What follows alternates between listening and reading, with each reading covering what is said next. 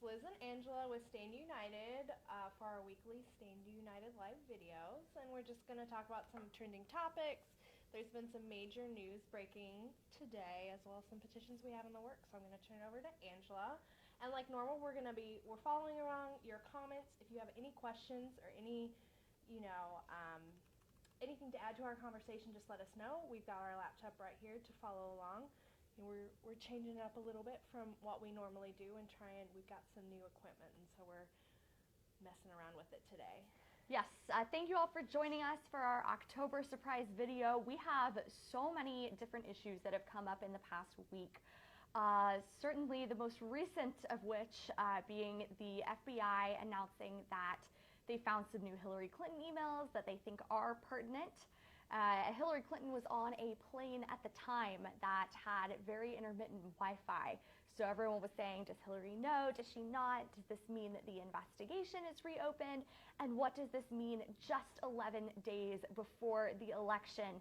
So that's something we'll absolutely be following, and we know it'll be all over the news as well. And it also brings us to a really kind of interesting and diverse group of petitions that we've been working on this week. Particularly one that has to do with national security and national defense. If you are a veteran, or if you know a veteran, or if you care about veterans, you've probably heard about the Pentagon trying to do what's called a clawback, where they would take away bonuses that were paid to veterans who signed up to serve in the war on terror. This is especially important in California, where there were several thousand affected veterans. The bonus worked like to entice people to sign up for the war on terror to serve the country during a war. The Pentagon offered these bonuses, sometimes over $10,000, which sounds like a lot, but keep in mind these people are risking their lives. And turns out that some of the bureaucrats did not have all the paperwork in order, and they may have given out some bonuses improperly. So the Pentagon decided to take them all back. There was a huge public outcry. We have a petition that has, on its way to 3,000 signatures already. That's like just started. That says stop the clawback, don't take the bonuses back. The Secretary of Defense, Ash Carter, actually put a temporary stop to it. He said that we're not going to claw back every single one, but we're going to review it on a case-by-case basis. Stay with me, that's a problem, because while your case is being reviewed, if you are an affected veteran, they can cut your paycheck. So they can, kind of limit how much you're being paid while you're under review. So it leaves a lot of people in limbo, and people are outraged about that. It's something that's really been a hot button topic. So please stay tuned on that. We hope you will sign the petition, and we hope that you will share it. Totally. We just sent out an email about it yesterday. It's up on our website as well. We just did a Facebook post on it this morning. It's a trending topic, and veterans are being penalized for the mistakes of the Pentagon. And over 10 years later, it would be pretty shocking to realize that money that you had well long spent or saved or invested now is suddenly being taken away. And when you consider that these people probably may not be making as much as they were or whatever, like this could be a huge dent on your income to suddenly have to give back money that you had made 10 years ago. Right, so we even saw a couple comments from people who have been impacted by this, veterans coming back and saying, well, I held up my end of the bargain when I signed a contract to serve. Why wouldn't the government do the same thing? So that's something that we hear echoed in our reasons for signing all the time, and we look forward to reading yours. Now, in a totally different situation from the military out west, we have a school district in West Virginia, in Boone County, so like south central West Virginia, if you want to place that on a map. This one's about schools. We promised you diverse petitions this week. We're not letting you down. And this one was submitted by someone who we think is a teacher or related to a teacher whose school is being shut down. Van High School is the top performing school in Boone County, West Virginia, and the county Board of Education just announced that they want to shut it down and dissolve it into 2 other schools in the district. People have given great personal testimonies for why this matters, including alums from the school saying the place is like a family, people in the community saying that this is so important to them that they be allowed to keep their school running because it's doing so well and because it's such, an important part of their community. If you are in Boone County, we especially want to hear from you. So please send us a note. Please let us know when you've signed the petition. But anyone can sign, and we hope that you do. Boone is a pretty small county, and Van, the city where it's happening, is also pretty small. So we really hope that this petition can, take advantage of digital media and have an impact so far beyond the county itself, because we know that lots of our StandUnited users and activists care deeply about schools. So we're very excited to tell you about that. We wish the people at Van High School all the best in their efforts. I'm sure it's really kind of tough to have your school shut down midway through the year. So we're thinking about you guys. Monroe Whitaker made a great comment that, while the Pentagon is asking for money back from veterans, they're not asking Obama to give back the money that was given to Iran. That's a valid point. We are actually not affiliated with any political candidate, so there seems to be a lot of confusion. We're not representing Trump or Clinton. We're not on either side. So I'm not sure what the confusion is, but we were getting a lot of comments about that, and I just wanted to clear that up. Yeah, if you're just joining us now, thank you for being here. Thank you for watching. We are with StandUnited, as you see behind us, and we're an online petition platform that anyone can use, and we hope that you do. We get petitions on everything from huge national issues to really local ones, like the ordinances about service dogs in small town districts. So no issue is too big, no issue is too small. One question that we got this week, we tried something new this week. We have a Google form where you can submit questions that we'll talk about in our weekly broadcast. We got some really interesting ones this week. If you get an email from us, it's at the bottom of your email. You can send us a note and check it out. It's super easy to use. But we got a great question that I think has a probably complicated answer. Someone asked us, why are politicians so immature? And we would love to hear your answers to that in the comment section on this video. Please send us what you think, because this has definitely been a very busy election season on all sides, no matter whose side you're on. We don't take a stance, but we're a platform that allows you to do so. And we have seen all kinds of things happening this year with, I guess you would call it, politicians behaving badly. So I don't think any one person has the answer to that. But if you look at how much people have reacted to politicians using Twitter, politicians using Vine until Vine's been discontinued, just in time for the election, no more Vines, no more short video clips. But you see that everything a politician says gets captured on camera, and it goes instantly to the internet. So I'm not sure if they were always this immature. I kind of hope they weren't always this immature. Kind of hope that maybe this is just a really weird election cycle, which I think everybody can agree on. It's been a crazy year, right? Right, totally.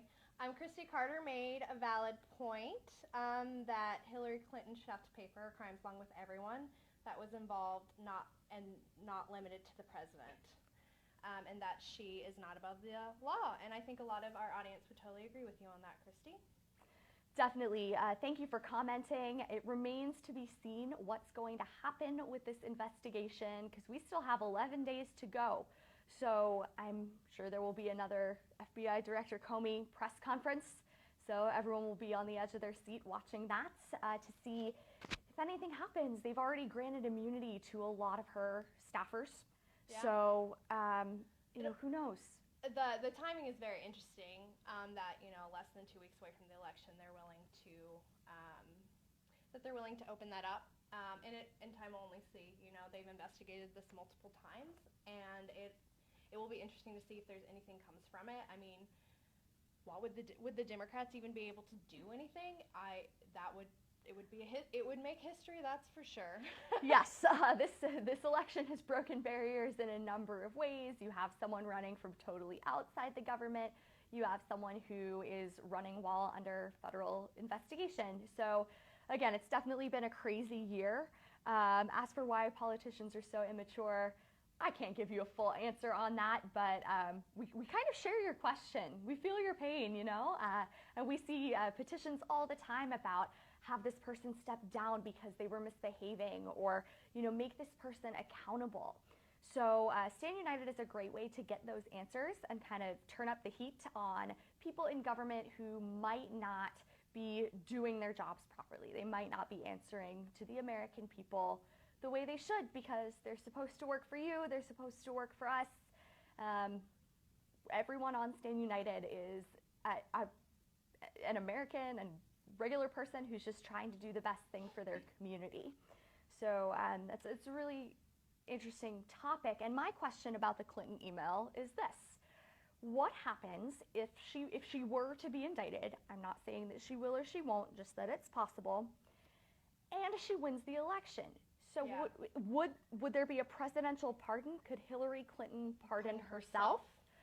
This is so unprecedented in history that I just don't know. I don't think anybody has a great answer on that. And we actually have a comment. Sherry actually said, like, how does a person under FBI investigation run for the presidential office? You know, I totally agree. That seems crazy, but, you know, it's hard to say how this is happening and what will happen. It'll make for an interesting couple of weeks, that's for sure. Right, and you know, Donald Trump has already come out and with his campaign and Kellyanne Conway, and they're celebrating this. They think this is a great thing, but there's nothing saying that they will indict or recommend that she be prosecuted on this investigation. Of course, we hope that they do the right thing. We hope that they find the truth. But if you look at FBI Director Comey's letter, you'll see that he is very vague about what's going on. It's emails that he just found out about yesterday that he says were totally unrelated to anything in the previous investigation. So maybe it's tied to WikiLeaks, maybe it's part of the John Podesta emails. We just don't know, and we won't know until he releases that information. So, you know, maybe that's a good petition topic. You know, FBI Director Comey, tell us what's going on. We've got 11 days to make a decision for who we're going to vote for. And plenty of people have already made that decision and have voted early. So there's questions about what kind of an electoral impact this will really have on Hillary Clinton. You know, she's facing something that no one else has dealt with before, because no one else did this with their emails and lied about it.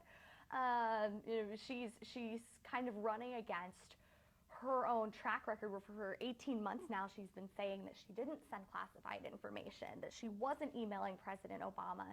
And we know now that that's just not true. The FBI came out and said, yes, she was emailing Obama, and yes, she knowingly sent classified information. So she's got a rough 11 days ahead of her. A rough 11 days. I don't know. I'm waiting for the SNL spoof. That's what I'm waiting for, personally. That'll be interesting. Yes. All right. And good job, Jerry, on voting early. Keep it up. Don't forget, we've got, 11 days now. So yes. Everybody that hasn't voted early, you might have, it depends on the laws, or you can vote on November 8th. Yes. I'm sure everybody is looking forward to the election being over. Oh yeah, definitely. It's been a lot of craziness. It's been kind of stressful because it's the future of the country, and we're ready for it to be done. Not that we don't love our democratic process. We're very glad that we get to vote, but in an election season where both party nominees have really big challenges and there's no one running as an incumbent, this has been 18 months of electoral mayhem. Can you imagine? We started this with like 25 people. Yeah, you had 17 or 18 on the sides. Republican side. You had, remember Martin O'Malley? He was here for a while. Jim Gilmore. There Yeah. was like so many that were So there. many people who they're going to show up as the answer, as like the clues on crossword puzzles a year from now. We'll be like, who is this person? But it's crazy to think that this is all coming to an end very soon. We hope that everyone is safe, that everyone has a good experience at their polling place. Okay, we have got, Jerry, I really like your comment of, I voted, I hope they can count. We really hope they can count too. And there's actually a woman running for county treasurer in one of the southern states. I forget where she is, but she's running for like county treasurer, and her billboard says, I won't steal and I know how to count. So I think that's a really compelling case for someone who deals with your tax dollars. It's short and to the point. If you know where that is, or if you've seen the billboard, let us know. I think it's kind of an awesome, unconventional political ad. So what more do you want in a treasurer, right? Right. Speaking of local issues, we have more petitions. Kristen has an interesting point. She said Hillary Clinton needs to be taken off of any of the ballots until her investigation is resolved. You know what? That might not be a bad idea, Kristen. That's really interesting, and I don't even know what the legal precedent is for taking someone off a ballot or adding someone new in. Robbie just wrote in, Hillary Clinton for prison, clean up politics. You know, that's really similar to something we hear Donald Trump running on. He's saying, drain the swamp.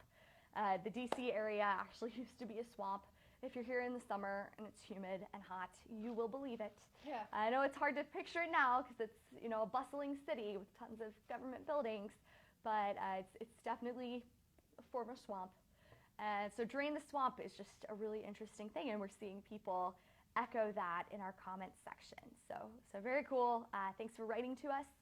The petitions that I mentioned just a second ago, there's some really cool ballot measures. If you want to talk about people on your ballots, I know that's what everyone thinks about, but there are also state ballot measures that come up. I know that in the state where I live, I had to vote on, a proposition about the minimum wage.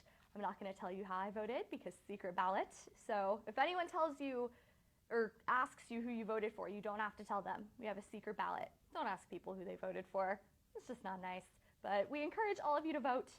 We're not going to ask you who you voted for because we welcome everybody and we're glad you stand united. These ballot measures are in Virginia and Louisiana, and it's about a property tax exemption for widows of first responders who die in the line of duty. So for someone who's married to an EMT or a firefighter or a policeman, someone who's in a very high-risk public service job, these states are considering whether or not, if, you know, heaven forbid, but if someone passes away in the line of duty, if their spouse should be exempt from property tax for at least a few years to sort of help out their surviving family, help them stay in their home, help them get back on their feet after a tremendous loss. So it's a really interesting thing. Florida actually has one too that's a little different. Florida's about disabled first responders. So if you are a policeman or a firefighter or an EMT, paramedic, and you get hurt while you are doing your job because it's a very dangerous thing to do, they're considering exempting disabled first responders from paying property tax. So that's really interesting. I know we aren't really in tax time right now, but taxes affect everybody every day, right? Oh gosh, I know. It feels like taxes are always a hot button issue for, you know, what's fair, who needs to pay what, you know, who should have sort of privileges in the tax code and who shouldn't. You know, the tax code is so complicated.